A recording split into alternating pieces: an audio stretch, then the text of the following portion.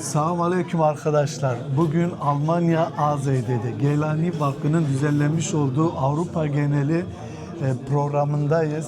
Ve öncelikle şahsım adına teşekkür ediyorum başkanım bu güzel davetiye için. Allah razı olsun, sağ olun, var olun geldiğiniz için. Biz de memnun ettiniz. Allah razı olsun. Adnan Çekiç, Aksaray Çekişler Köyü'nden.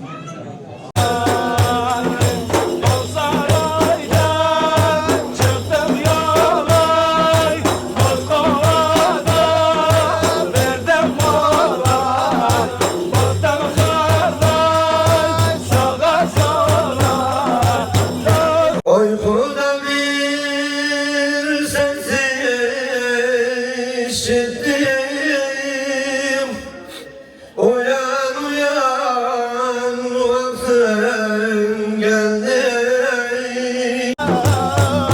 Mustafa ne oldu sana? Uyan uyan vaktin geldi.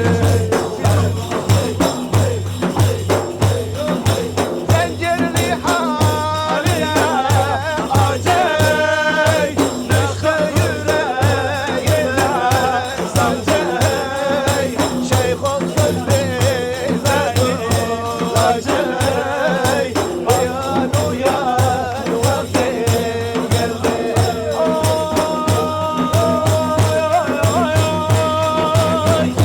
Kendimizi tanımak istiyoruz. Öncelikle hoş geldiniz. Hoş bulduk. Biz Danimarka'dan geliyoruz. Bu ekip olarak.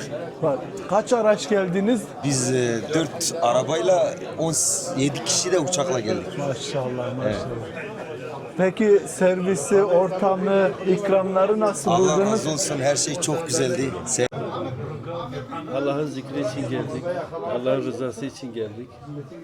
Günlerce arabalarla, uçaklarla geliniyor. Dünyalık hiçbir menfaat yok. Sadece Allah rızası. Dostum seni illa seni, dostum seni illa seni. Başkanım maşallah yani birinize bin eylesin. Bu ne güzel bir ortam, bu ne güzel bir hizmet. Bütün buradaki insanların güzelliği. Güzel insanlar buraya gelince böyle ortaya güzel bir durum çıkıyor. Allah herkesten razı olsun. İnşallah böyle nice programlar yaparız. Siz de gelirsiniz böyle çekim yaparsınız. Seve seve. Tüm Türkiye'ye, tüm Aksaray'a, Ekece'ye gönderirsiniz. Bu arada da Aksaray'a, Ekece'ye selam olsun. Demin selamı gönderemedim. Şimdi gönderelim inşallah. Nice programlarda buluşalım da. Başkanım böyle bakıyorum da her saat başı bir ikramlar, saat başı bir servisler oluyor. Biz utanıyoruz artık. Yani bu berlik bereket.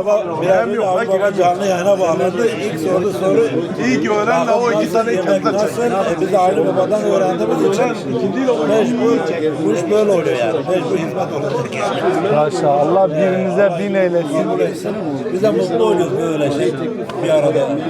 Programımız devam ediyor. Program gece yarısına kadar devam ediyor inşallah. Çok şükür. İnşallah.